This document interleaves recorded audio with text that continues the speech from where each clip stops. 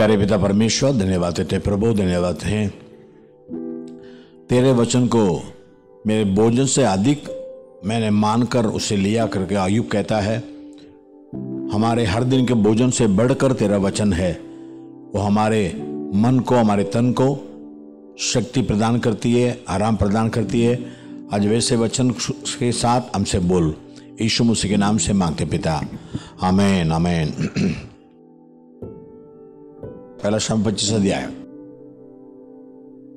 और शमूएल मर गया और समस्त इस्राएलियों ने इकट्ठे होकर उसके लिए छाती पीटी और उसके गढ़ी में जो रामा में था उसको मिट्टी दी। तब दाऊद उठकर पारान जंगल चला गया। माओन में एक पुरुष रहता था जिसका माल करमेल में था, और वो पुरुष बहुत बड़ा था, और उसके 3000 भेड़ें और 1000 बकरियां थी, और अपनी भेड़ों का ऊन कतर रहा था। उस पुरुष का नाम नाबाल और उसकी पत्नी का नाम अबीगाइल था। स्त्री तो बुद्धिमान और रूपवती थी, परंतु पुरुष कठोर और बुरे बुरे काम करने वाला था। वह तो कालेब मुंशी था। जब दाऊद ने जंगल में समाचार पाया कि नाबाल अपनी भेड़ों का ऊन कतर रहा है, तब दाऊद ने 10 जवानों को वहां भेज दिया। और दाऊद ने उन जवानों से कहा कि करमेल में नाबाल के पास जाकर मेरी ओर से उसका कुशल क्षेम पूछो, और उसे यूं कहो कि तू चिरंजीव रहे, तेरा कल्याण हो, और तेरा घराना कल्याण से रहे, और जो कुछ तेरा है वह कल्याण से रहे। मैंने सुना है कि जो तू ऊन कतर रहा है, तेरे चरवाहे हम लोगों के पास रहे, और न तो हमने उनकी कुछ हानि की और न उनका कुछ खोया गया। अपने जवानों से ये बात पूछ ले और वे तुझको बताएंगे। सो इन जवानों पर तेरे अनुग्रह की दृष्टि हो। हम तो आनंद के समय में आए हैं, इसलिए जो कुछ तेरे हाथ लगे वह अपने दासों और अपने बेटे दाऊद को दे। ऐसी ऐसी बातें दाऊद के जवान जाकर उसके नाम से नाबाल को सुनाकर चुप रहे। नाबाल ने दाऊद के जनों को उत्तर देकर उनसे कहा, दाऊद कौन है? यिशै का पुत्र कौन है? आजकल बहुत से दास अपने अपने स्वामी के पास से भाग जाते हैं। क्या मैं अपनी रोटी पानी और जो पशु मैंने अपने कतरने वालों के लिए मारे हैं लेकर ऐसे लोगों को दे दूं जिनको मैं नहीं जानता कि कहां के हैं? तब दाऊद के जवानों ने लौटकर अपना मार्ग लिया और लौटकर उसको ये सब बातें ज्यों की त्यों सुना दी। तब दाऊद ने अपने जनों से कहा, अपनी अपनी तलवार बांध लो। तब उन्होंने अपनी अपनी तलवार बांध ली, और दाऊद ने भी अपनी तलवार बांध ली। और कोई 400 पुरुष दाऊद के पीछे पीछे चले, और 200 सामान के पास रह गए। पर तो एक सेवक ने नाबाल की पत्नी अबीगाइल को बताया कि दाऊद ने जंगल से हमारे स्वामी को आशीर्वाद देने के लिए दूत भेजे थे, और उसने उन्हें ललकार दिया, परंतु वे मनुष्य हमसे बहुत अच्छा बर्ताव रखते थे, और जब तक हम मैदान में रहते हुए उनके पास आया जाया करते थे, तब तक न तो हमारी कुछ हानि हुई और न हमारा कुछ खोया गया। जब तक हम उनके साथ भेड़ बकरियां चराते रहे, तब तक वे रात दिन हमारी आड़ बने रहे। इसलिए अब सोच विचार कर कि क्या करना चाहिए, क्योंकि उन्होंने हमारे स्वामी की और उसके समस्त घराने की हानि ठानी होगी। वह तो ऐसा दुष्ट है कि उससे कोई बोल भी नहीं सकता। अब अबीगाइल ने फुर्ती से 200 रोटी और 2 कुपी दाख मधु और 5 बेड़ियों का मांस और 5 सहा बुना हुआ अनाज और 100 गुच्छे किशमिश और अंजीरों की 200 टिकियां लेकर गधों पर लदवाई। और उसने अपने जवानों से कहा, तुम मेरे आगे आगे चलो, मैं तुम्हारे पीछे पीछे आती हूं, परंतु उसने अपने पति नाबाल से कुछ न कहा। वह गधे पर चली हुई पहाड़ की आड़ में उतरी जाती थी और दाऊद अपने जनों समेत उसके सामने उतरा आता था और वह उनको मिली। दाऊद ने तो सोचा था कि मैंने जो जंगल में उसके सब माल की ऐसा रक्षा की कि उसका कुछ भी न खोया। यह निस्संदेह व्यर्थ हुआ, क्योंकि उसने भलाई के बदले मुझसे बुराई की है। यदि बिहान को उजाला होने तक उस जन के समस्त लोगों में से एक लड़के को भी मैं जीवित छोड़ूं, तो परमेश्वर मेरे सब शत्रुओं से ऐसा ही वरन इससे भी अधिक करे। दाऊद को देख अबीगैल फुर्ती करके गधे पर से उतर पड़ी और दाऊद के मुंह के बल भूमि पर गिरकर दंडवत की। फिर उसके पांव पर गिर के कहने लगी, हे मेरे प्रभु, यह अपराध मेरे ही सिर पर हो। तेरी दासी तुझसे कुछ कहना चाहती है और तू अपनी दासी की बातों को सुन ले। मेरा प्रभु उस दुष्ट नाबाल पर चित्त न लगाए, क्योंकि जैसा उसका नाम है वैसा ही वह आप है। उसका नाम तो नाबाल है और सचमुच उसमें मूढ़ता पाई जाती है, पर तो मुझ तेरी दासी ने अपने प्रभु के जवानों को जिन्हें तूने भेजा था न देखा था। और अब हे मेरे प्रभु, यहोवा की जीवन की शपथ और तेरे जीवन की शपथ कि यहोवा ने जो तुझे खून से और अपने हाथ के द्वारा अपना पलटा लेने से रोक रखा है, इसलिए अब तेरे शत्रु और मेरे प्रभु की हानि के चाहने वाले नाबाली के समान ठहरे। और अब यह भेंट जो तेरी दासी अपने प्रभु के पास लाई है उन जवानों को दी जाए जो मेरे प्रभु के साथ चलते हैं। अपनी दासी का अपराध क्षमा कर, क्योंकि यहोवा निश्चय मेरे प्रभु का घर बसाएगा और स्थिर करेगा, इसलिए कि मेरा प्रभु यहोवा की ओर से लड़ता है और जन्म भर तुझ में कोई बुराई नहीं पाई जाएगी। और यद्यपि एक मनुष्य तेरा पीछा करने और तेरे प्राण का ग्राहक होने को उठा है, तो भी मेरे प्रभु का प्राण तेरे परमेश्वर यहोवा की जीवन रूपी गठरी में बंधा रहेगा और तेरे शत्रुओं के प्राणों को वह मानो गोफन में रखकर फेंक देगा।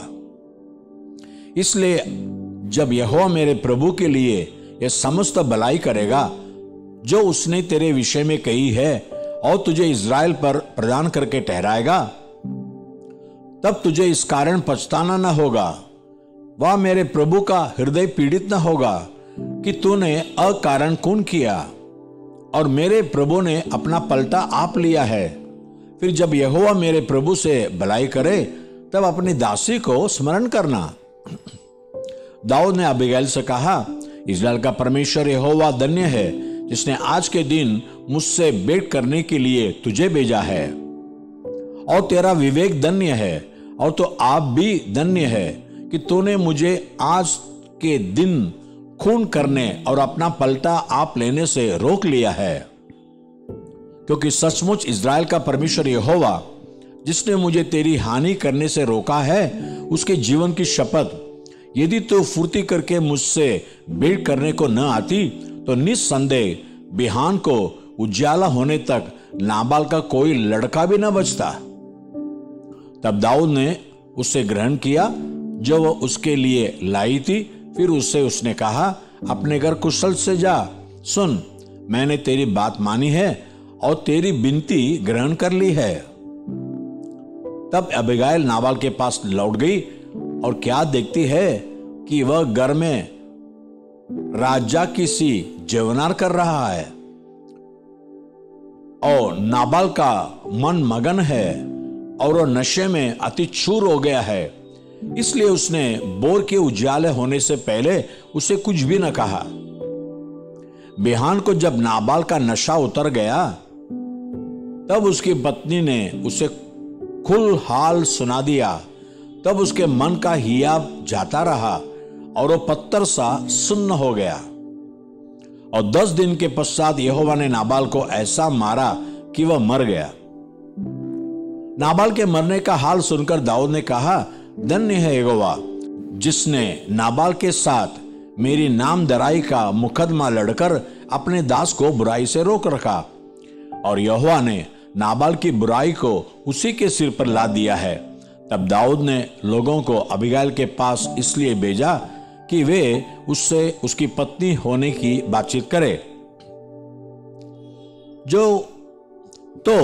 जब दाऊद के सेवक कर्मेल को अबीगाइल के पास पहुंचे, तब उससे कहने लगे कि दाऊद ने हमें तेरे पास इसलिए भेजा कि तू उसके पत्नी बने। तब वह उठी और मुंह के बल भूमि पर गिर दंडवत करके कहा, तेरी दासी अपने प्रभु के सेवकों के चरण धोने के लिए लौंडी बने।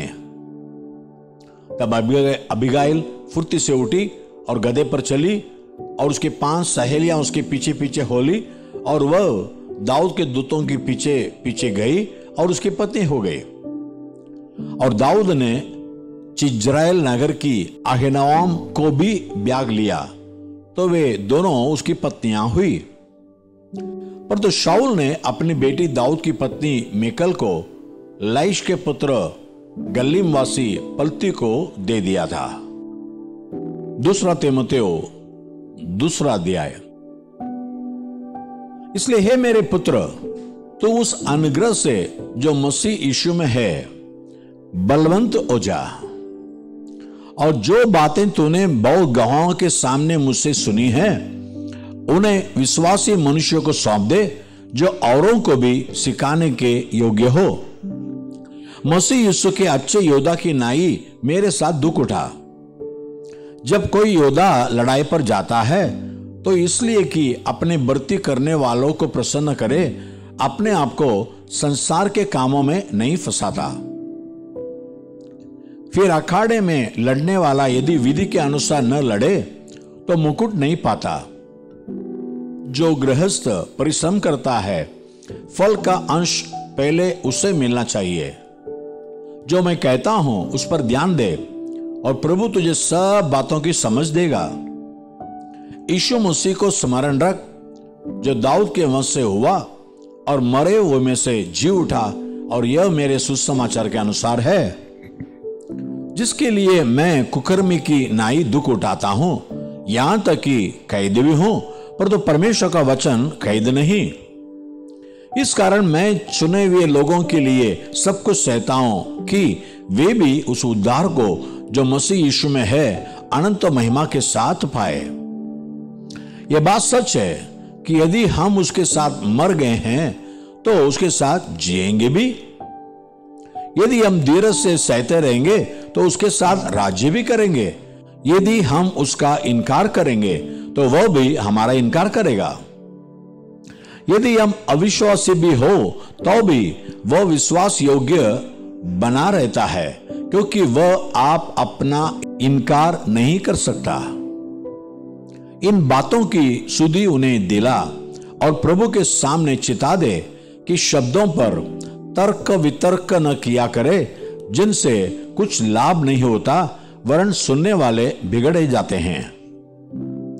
अपने आप को परमेश्वर का ग्रहण योग्य और ऐसा काम करने वाला ठहराने का प्रयत्न कर, जो लज्जित होने न पाए और जो सत्य के वचन को ठीक रीति से काम में लाता हो। पर अशुद्ध बकवाद से बचा रह, क्योंकि ऐसे लोग और भी अभक्ति में बढ़ते जाएंगे और उनका वचन सड़े गांव की नाई फैलता जाएगा। हिमेनियस और फिलेतुस उन्हीं में से है, जो यह कहकर कि पुनरुद्धान हो चुका है, सत्य से भटक गए हैं और कितनों के विश्वास को उलट पुलट कर देते हैं। तो भी परमेश्वर की पड़ी नींव बनी रहती है और उस पर यह चाप लगी है कि प्रभु अपने को पहचानता है, और जो कोई प्रभु का नाम लेता है वह अधर्म से बचा रहे। बड़े घर में न केवल सोने चांदी ही के, पर कांट और मिट्टी के बर्तन भी होते हैं, कोई कोई आदर और कोई कोई अनादर के लिए। यदि कोई अपने आप को इनसे शुद्ध करेगा तो वह आदर का बर्तन और पवित्र ठहरेगा और स्वामी के काम आएगा, और हर भले काम के लिए तैयार होगा। जवानी की अभिलाषाओं से भाग, और जो शुद्ध मन से प्रभु का नाम लेते हैं उनके साथ धर्म और विश्वास और प्रेम और मेल मिलाप का पीछा कर। पर मूर्खता और अविद्या के विवादों से अलग रह, क्योंकि तू जानता है कि उनसे झगड़े होते हैं। और प्रभु के दास को झगड़ालू होना न चाहिए, पर सबके साथ कोमल और शिक्षा में निपुण और सहनशील हो, और विरोधियों को नम्रता से समझाए। क्या जाने परमेश्वर उन्हें मन फिराव का मन दे कि वे भी सत्य को पहचाने और इसके द्वारा उसकी इच्छा पूरी करने के लिए सचेत होकर शैतान के फंदे से छूट जाएं। यहोशुआ 10 अध्याय 1 से 25 तक। जब यरूशलेम के राजा अदोनी-सेदेक ने सुना कि यहोशू ने ऐ को ले लिया और उसको सत्यानाश कर डाला है, और जैसा उसने यरीहो और उसके राजा से किया है, और यह भी सुना कि गिबोन के निवासियों ने इस्राएलियों से मेल किया और उनके बीच रहने लगे हैं, तब वे निपट डर गए, क्योंकि गिबोन बड़ा नगर वरन राजनगर के तुल्य और ऐसे बड़ा था, और उसके सब निवासी शूरवीर थे। इसलिए यरूशलेम के राजा अदोनी-सेदेक ने हेब्रोन के राजा होहोम, यर्मूत के राजा पिराम, लाकिश के राजा यापी और एग्लोन के राजा दबीर के पास यह कहला भेजा कि मेरे पास आकर मेरी सहायता करो और चलो हम गिबोन को मारे, क्योंकि उसने यहोशू और इस्राएलियों से मेल कर लिया है। इसलिए यरूशलेम, हेब्रोन, यर्मूत, लाकिश और एलोन के 5 यमोरी राजाओं ने अपनी अपनी सारी सेना इकट्ठी करके चढ़ाई कर दी और गिबोन के सामने डेरे डालकर उससे युद्ध छेड़ दिया। तब गिबोन के निवासियों ने गिलगाल की छावनी में यहोशू के पास यों कहला भेजा कि अपने दासों की ओर से तो अपना हाथ न उठाना, शीघ्र हमारे पास आकर हमें बचा ले और हमारी सहायता कर, क्योंकि पहाड़ पर रहने वाले यमोरी के सब राजा हमारे विरुद्ध इकट्ठे हुए हैं। तब यहोशू सारे योद्धाओं और सब शूरवीरों को संग लेकर गिलगाल से चल पड़ा। और यहोवा ने यहोशू से कहा, उनसे मत डर, क्योंकि मैंने उनको तेरे हाथ में कर दिया है, उनमें से एक पुरुष भी तेरे सामने टिक न सकेगा। तब यहोशू रातों रात गिलगाल से जाकर एकाएक उन पर टूट पड़ा। तब यहोवा ने ऐसा किया कि वे इस्राएलियों से घबरा गए, और इस्राएलियों ने गिबोन के पास उनका बड़ा संहार किया और बेतरोन के चढ़ाव पर उनका पीछा करके अजेका और मक्केदा तक उनको मारते गए। फिर जब वे इस्राएलियों के सामने से भागकर बेतरोन की उतारी पर आए, तब अजेका पहुंचने तक यहोवा ने आकाश से बड़े बड़े पत्थर उन पर बरसाए और वे मर गए। जो ओलों से मारे गए उनकी गिनती इस्राएलियों की तलवार से मारे हुओं से अधिक थी। और उस समय अर्थात जिस दिन यहोवा ने एमोरियों को इस्राएली के वश में कर दिया, उस दिन यहोशू ने यहोवा से इस्राएलियों के देखते इस प्रकार कहा, हे सूर्य तो गिबोन पर, और हे चंद्रमा तो अय्योन की तराई के ऊपर थमा रह। और सूर्य उस समय तक थमा रहा और चंद्रमा उस समय तक ठहरा रहा जब तक उस जाति के लोगों ने अपने शत्रुओं से पलटा न लिया।